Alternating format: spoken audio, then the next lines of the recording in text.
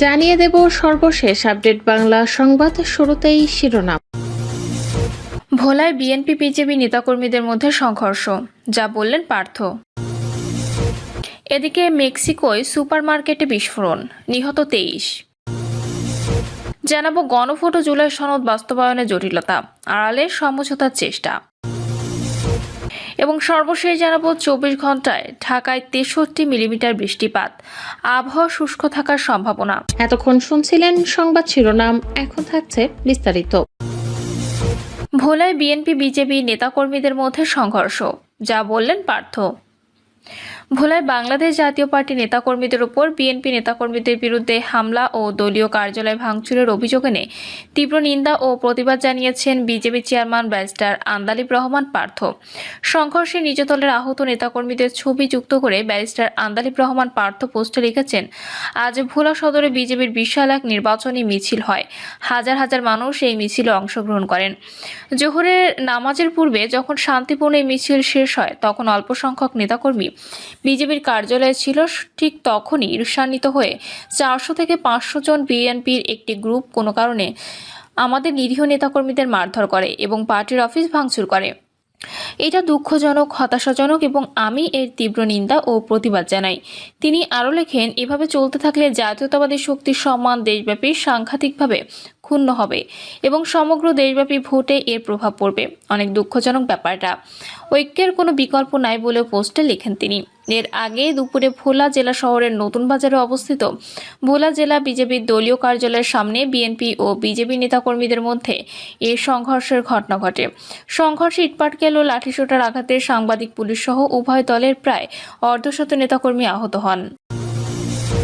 মেক্সিকোয় সুপারমার্কেটে বিস্ফোরণ, নিহত 23। মেক্সিকোয় একটি সুপারমার্কেটে ভয়াবহ বিস্ফোরণের ঘটনা ঘটেছে।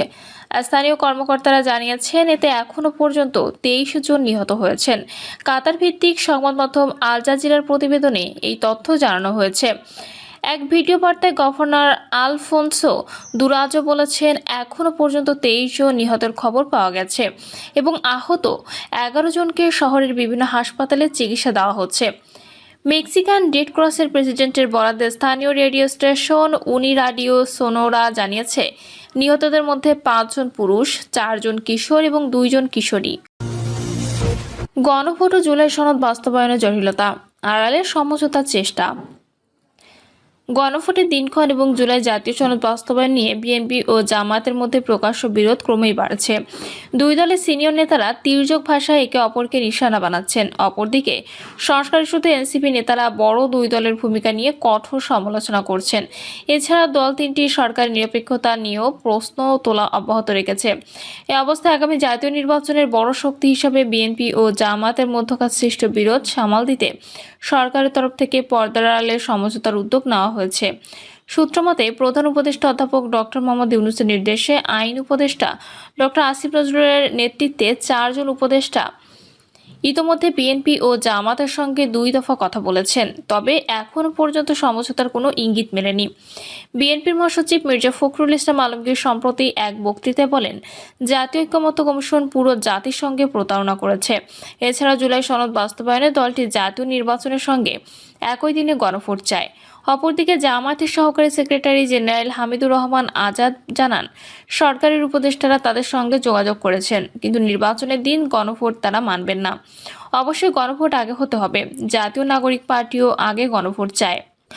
28 অক্টোবর জুলাই সনদ বাস্তবায়নে জাতীয় ঐক্যমত্য কমিশনের পক্ষ থেকে সরকারের কাছে সুপারিশ জমা দেওয়ার পরপরই দলগুলোর এরকম অবস্থা প্রকাশ্যে আসে। একদল অন্য দলের বিরুদ্ধে ক্রমাগত বক্তব্য দিচ্ছে। তবে সূত্র জানায়, সমঝোতার ক্ষেত্রে সরকার 2টি প্রস্তাব সামনে রেখে আলোচনা শুরু করেছে। এর মধ্যে একটি হলো বিএনপিকে পিআর পদ্ধতিতে সংসদের উচ্চকক্ষ গঠন মেনে নেওয়ার অনুরোধ করা হয়েছে। অপর প্রস্তাবে জামায়াতকে বলা হচ্ছে একই দিনে জাতীয় নির্বাচন ও গণভোট মেনে নিতে, কিন্তু উভয় পক্ষই এখনো পর্যন্ত প্রকাশ্যে তাদের অবস্থানে অনড়। এ অবস্থায় বিএনপির পক্ষ থেকে দলটির ভারপ্রাপ্ত চেয়ারম্যান তারেক রহমানের সঙ্গে লন্ডনে যোগাযোগ করবে সরকার। এছাড়া ঐক্যমত্য কমিশন বলছে, রাজনৈতিক দলগুলো যেসব বক্তব্য দিচ্ছে এর অধিকাংশই সত্য নয়, কিন্তু এ নিয়ে প্রকাশ্যে কথা বলে দলগুলোর সঙ্গে তারা বিরোধে যেতে চান না। নির্ভরযোগ্য সূত্রগুলো এমনটি জানিয়েছেন। সূত্র জানায়, গণভোট ও জুলাই সনদ ইস্যুতে দলগুলোর মধ্যে এরকম মুখোমুখি অবস্থানে সরকার বিব্রত। এই কারণে অন্তর্বর্তী সরকারের পক্ষ থেকে বিরোধ মেটাতে পর্দার আড়ালে উদ্যোগ নেওয়া হয়েছে। উপদেষ্টা পরিষদের বৈঠকেও এ ব্যাপারে আলোচনা হয়। বিষয়টি সমাধানে আইন উপদেষ্টা ডক্টর আসিফ নজরুলের নেতৃত্বে 4 জন উপদেষ্টাকে দায়িত্ব দেওয়া হয়েছে। ইতিমধ্যে তারা বিএনপির স্থায়ী কমিটির সদস্য সালাউদ্দিন আহমেদ এবং জামায়াতের নায়েবে আমির ডক্টর সৈয়দ আব্দুল্লাহ মোহাম্মদ তাহেরের সঙ্গে যোগাযোগ করেছেন। সমঝোতার পর জুলাই সনদ বাস্তবায়ন সংক্রান্ত আদেশ জারি হতে পারে। সূত্র আরও জানায়, সমঝোতার জন্য উপদেষ্টা পরিষদ কয়েকটি বিষয় নিয়ে চিন্তা করছে। প্রথমত, জুলাই সনদ বাস্তবায়ন বাধ্যতামূলক না করে আগামী সংসদের সংবিধান সংস্কার পরিষদের ওপর ছেড়ে দেওয়া। দ্বিতীয়ত, অধিকাংশ উপদেষ্টা জাতীয় নির্বাচন ও গণভোট একদিনে আয়োজনের পক্ষে। তৃতীয়ত, জুলাই সনদে প্রধান উপদেষ্টার পরিবর্তে রাষ্ট্রপতির স্বাক্ষরে আদেশ জারি করা। তবে এখনো পর্যন্ত এসব বিষয়ে কোনো সিদ্ধান্ত চূড়ান্ত হয়নি। উপদেষ্টা পরিষদ মনে করে, ঢাকায় বিএনপির যে নেতৃত্ব রয়েছে তা বড় কোনো সিদ্ধান্ত নিতে পারবে না। এজন্য লন্ডন থেকে দলটির ভারপ্রাপ্ত চেয়ারম্যান তারেক রহমান সম্মতি লাগবে। তাই প্রধান উপদেষ্টাকে তারেক রহমানের সঙ্গে কথা বলার অনুরোধ করা হয়েছে। এদিকে উপদেষ্টা পরিষদের বৈঠক শেষে আইন শৃঙ্খলা ডক্টর আসিফ নজরুল সাংবাদিকদের জানান, সনদ বাস্তবায়ন নিয়ে রাজনৈতিক দলগুলোর মধ্যে বিরোধ থাকলে সরকারের পক্ষে সিদ্ধান্ত নেওয়া কঠিন। তিনি এ সময় দলগুলোকে বিরোধ মেটাতে অনুরোধ করেন। প্রসঙ্গত, রাষ্ট্র সংস্কারে জুলাই সনদে 84টি প্রস্তাব করা হয়েছে। এর মধ্যে 61টি প্রস্তাবে কোনো না কোনো রাজনৈতিক দলের নোট অফ ডিসেন্ট রয়েছে। সংবিধান সংশোধন রয়েছে 48টি প্রস্তাব। আর এ পর্যন্ত বিএনপি, জামায়াত সহ 25টি রাজনৈতিক দল জুলাই সনদে স্বাক্ষর করেছে। এরপর গত 28 অক্টোবর সনদ বাস্তবায়নে প্রধান উপদেষ্টার কাছে সুপারিশ করেছে ঐক্যমত্য কমিশন। সুপারিশগুলো 3 ভাগে বাস্তবায়ন হবে। 9টি নির্বাহী আদেশের 27টি অধ্যাদেশ জারির মাধ্যমে এবং সংবিধান সংশোধন সংক্রান্ত 48টি প্রস্তাব গণভোটের মাধ্যমে বাস্তবায়ন হবে। এছাড়া পরবর্তী সংসদ 2টি দায়িত্ব পালন করবে। প্রথমত, সংবিধান সংস্কার পরিষদ। দ্বিতীয়ত, নিয়মিত আইনসভা। সুপারিশে আরও বলা হয়, আগামী সংসদের নির্বাচিত সদস্যরা প্রথম অধিবেশন শুরুর 270 দিনের মধ্যে জুলাই সনদ অনুসারে সংবিধান সংশোধন করবেন। এর সময়ের মধ্যে তারা সংবিধান সংশোধনে ব্যর্থ হলে স্বয়ংক্রিয়ভাবে জুলাই সনদের প্রস্তাবগুলো সংবিধানে অন্তর্ভুক্ত হবে। এরপর 45 দিনের মধ্যে পিআর পদ্ধতিতে সংসদের উচ্চকক্ষ গঠিত হবে।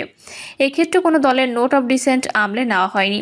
সুপারিশে আরও বলা হয়, সনদ বাস্তবায়নে জুলাই গণঅভ্যুত্থানকে ভিত্তি করে সরকার একটি আদেশ জারি করবে।